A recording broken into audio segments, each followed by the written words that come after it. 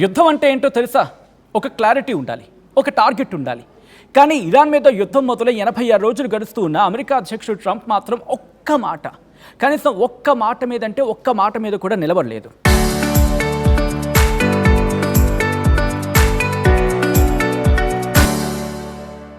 ప్రపంచానికి Trump అపరిచితుడి cinema అంటే ఏంటో చూపిస్తూ ఉన్నాడు. మార్నింగే డిస్కషన్స్ అంటాడు, లంచ్ టైంకి బాంబులు వేస్తాడు, రాత్రి అస్సలు నాకేం సంబంధం లేదు అన్ని ప్లేట్ ఫిరాయిస్తాడు.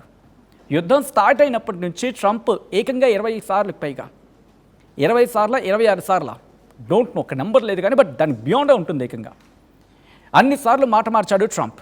ఇక్కడ మనకి తెలుగులో ఒక సామెత ఉంటుందండి, ఏంటంటే రాజు తలుచుకుంటే దెబ్బలకు కొదవా అని చెప్పి.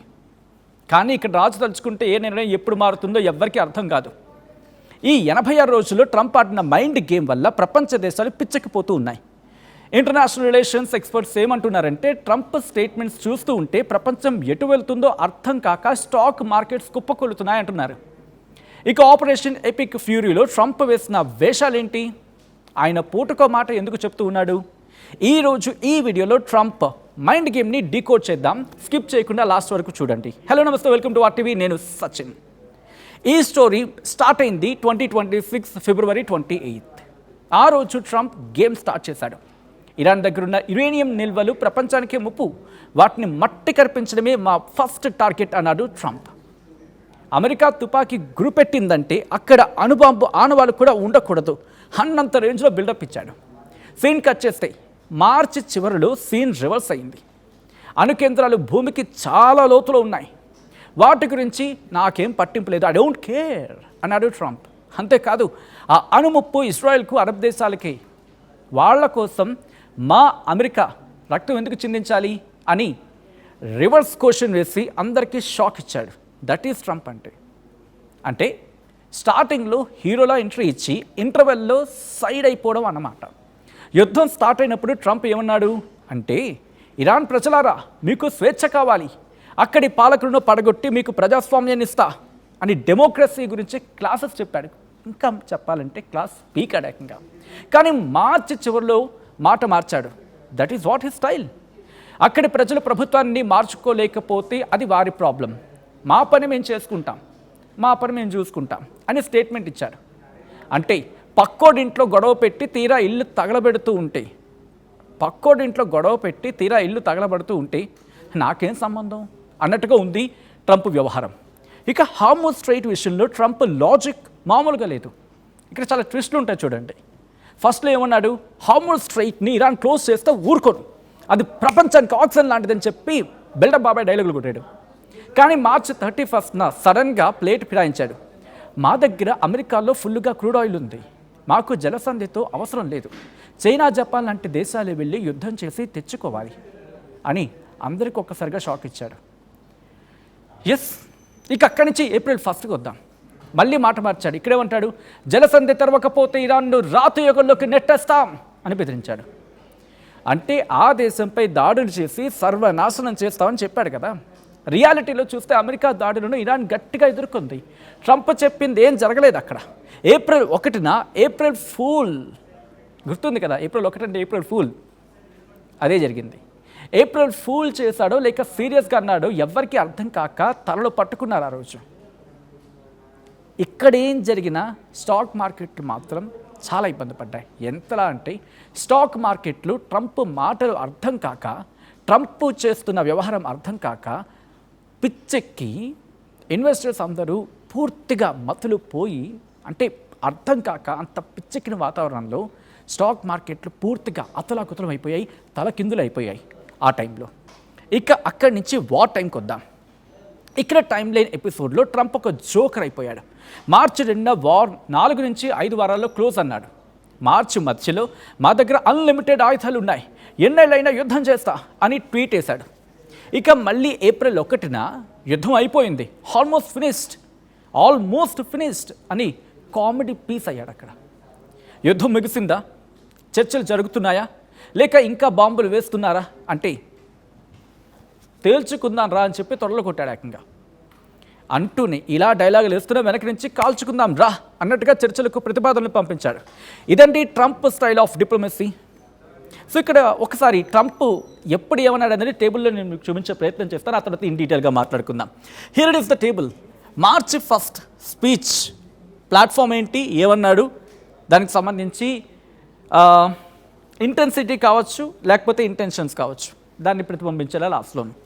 మీరు గమనిస్తే మార్చి 1వ తేదీన స్పీచ్ అన్నాడు, ఇరాన్ అగ్రెసివ్గా ప్రవర్తిస్తోంది, స్ట్రాంగ్ మిలిటరీ రెస్పాన్స్ ఇవ్వాలి, లేకపోతే యూఎస్ వీక్గా కనిపిస్తుంది అనేది ఒక అటాకింగ్ వే, తన ఇంటెన్షన్ అది. ఆ ఇంటెన్షన్ మాట్లాడుకోవచ్చు, స్టాన్స్ గురించి మాట్లాడుకుంటే. ఇక మార్చి 3వ తేదీన మీడియా బ్రీఫింగ్లో మాట్లాడుతూ ఈ కాన్ఫ్లిక్ట్ కంట్రోల్ తప్పితే పెద్ద గ్లోబల్ వార్ అవుతుందని చెప్పుకొచ్చాడు. ఒకసారి అటాక్ వేలా మాట్లాడాడు, ఒకసారి వార్నింగ్లా మాట్లాడాడు, ఇంకోసారి పీస్గా మాట్లాడాడు, పీస్ వే. మార్చి 8వ తారీఖున చూడండి, దాదాపు వారం రోజుల వ్యవధిలోనే మళ్ళీ ట్రంప్ టోన్ మారిపోయింది. ఈ వార్ అన్నెసెసరీ, వెంటనే సీజ్ ఫైర్ గురించి ఆలోచించాలి, ఇన్నోసెంట్ లైఫ్స్ పోతూ ఉన్నాయి. This is what Trump. Next కనుక చూస్తే ముందుకు వెళ్దాం తర్వాత. అలా మీరు గమనిస్తే కనుక ఇలా చాలా ఉన్నాయి, ఇవన్నీ కూడా ట్రంప్ స్టేట్మెంట్స్ అయ్యి. ట్రూత్ సోషల్ మీడియాలో ఏమన్నాడు, Iran made a big mistake, వాళ్ళు యుఎస్ పేషెన్స్ టెస్ట్ చేస్తూ ఉన్నారు, కాన్సిక్వెన్సెస్ తప్పంటూ అటాక్ మీడియాలో చెప్పుకొచ్చాడు. అది మార్చి నుంచి ఏప్రిల్లో మీరు గమనిస్తే కనుక మళ్ళీ తన ట్రూత్ సోషల్ మీడియాలో బైడెన్ అడ్మినిస్ట్రేషన్ తప్పబడుతూ పొలిటికల్ స్టేట్మెంట్ ఇచ్చాడు, ప్రిడిక్షన్ చేశాడు. మార్చి 30న సీజ్ ఫైర్ వచ్చే అవకాశం ఉంది, బోత్ సైడ్స్ డీల్కి రావచ్చు అని చెప్పి ప్రిడిక్షన్ చేశాడు, ఒత్తిడి తీసుకొచ్చాడు, పొలిటికల్గా మాట్లాడాడు, మళ్ళీ పొలిటికల్ స్టేట్మెంట్ ఇచ్చాడు, మళ్ళీ పీస్ గురించి మాట్లాడాడు. అలా మే 25 రీసెంట్ డెవలప్మెంట్ ఏంటి, ఓకే మే 25కి వచ్చేసాయండి. మే 15 గురించి మాట్లాడుకున్నాం ఏంటి, ఆ తర్వాత మే 23 ట్రూత్ సోషల్ మీడియాలో ఇరాన్ ఇంకా బ్యాక్ డౌన్ అవ్వలేదు, వాళ్ళపై ప్రెషర్ పెంచాలని చెప్పి మళ్ళీ ప్రెషర్ టాక్టిక్స్ అక్కడ తీసుకొచ్చాడు. ఇలా అనేక రకాల స్టేట్మెంట్స్, ఒకరోజు ఒక మాట అంటాడు, ఇంకొక రోజు ఇంకొక మాట అంటాడు. ఇలా డిఫరెంట్ వర్షన్స్ ట్రంప్ ఇవి వినిపించిన సందర్భం. Back to the subject, here it again. ఈ యుద్ధంలో అమెరికా నష్టపోలేదు అని చెప్పి మొదట ట్రంప్ బుకాయించాడు. కానీ ఆపరేషన్ ఎపిక్ ఫ్యూరీలు F-35 ఫైటర్ జెట్స్ కూలిపోయినప్పుడు, ఎయిర్ బేస్లపై దాడులు జరిగినప్పుడు చిన్నపాటి నష్టాలు సహజం అని మాట మార్చడం ట్రంప్ మైండ్ సెట్ ఏంటో అర్థమవుతుంది.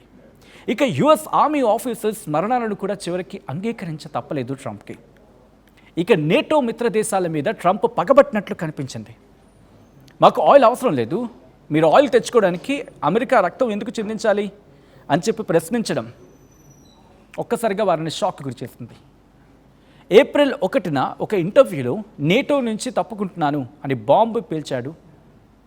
ఆ బాంబు ప్రపంచ దేశాన్ని ఒక్కసారిగా వణికించింది. పాకిస్తాన్ సెంట్రిక్గా 2026 ఏప్రిల్ 8న ఇరు దేశాల మధ్య ఫస్ట్ టైం పీస్ టాక్స్ జరిగాయి. అందులో 2 వీక్స్ 2 వారాల పాటు సీజ్ ఫైర్ కుదిరింది. ఆ తర్వాత ఏప్రిల్ 21న ట్రంప్ ఈ కాల్పుల విరమణ అంటే సీజ్ ఫైర్ పొడిగించాడు. ఖతార్, పాకిస్తాన్ దేశాల మీడియేషన్తో, సో కాల్డ్ మీడియేషన్, ఈ డిస్కషన్స్ కొనసాగుతూనే ఉన్నాయి ఇంకా. సో టోటల్ ఎపిసోడ్లో 86 రోజులు ట్రంప్ ఎన్ని వేషాలు వేశాడు. కొందరు ఏమంటారంటే ట్రంప్ ఈ డెవలప్మెంట్స్ మీద, మరి ముఖ్యంగా జనరల్ డాన్ కేన్ సలహా మేరకే ట్రంప్ తన వ్యూహాలను మార్చుకుంటూ శత్రువుని కన్ఫ్యూజ్ చేస్తున్నాడు అని కొంతమంది అంటూ ఉంటారు. కానీ విమర్శకులు మాత్రం ఈ అస్థిరత్వ నిర్ణయాల వల్ల ప్రపంచం ఆర్థిక సంక్షోభంలోకి వెళ్ళిపోతూ ఉంది, నెట్టేశాడు అని చెప్పి మండిపడుతూ ఉన్నారు. మొత్తం మీద ట్రంప్ ఇరాన్పై దాడి చేస్తామని 9 సార్లు చెప్పాడు, 8 సార్లు పీస్ టాక్స్ గురించి చెప్పుకొచ్చాడు, 6 సార్లు ఇరాన్కు వార్నింగ్ ఇచ్చాడు. ట్రంప్ దెబ్బకు అనేక దేశాలు వాళ్ళ ఆర్థిక వ్యవస్థలు కుప్పకూలిపోతూ ఉన్నాయి, కొన్ని కుప్పకూలిపోయే ప్రమాదంలో ఉన్నాయి.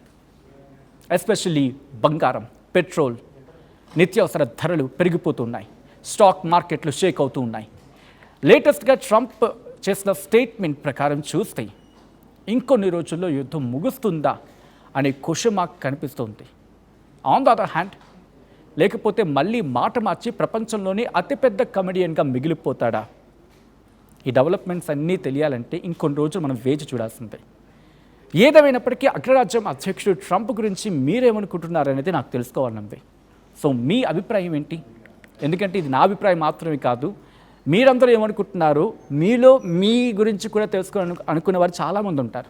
వాళ్ళు ఏమనుకుంటున్నారు, వీళ్ళు ఏమనుకుంటున్నారు, భారత్ ఏమనుకుంటుంది, మన తెలుగు వాళ్ళు ఏమనుకుంటున్నారు అని చెప్పి తెలుసుకోవడానికి చాలామంది కామెంట్ సెక్షన్కి వస్తూ ఉంటారు ఫ్రమ్ ద వీడియో బిగినింగ్లోని.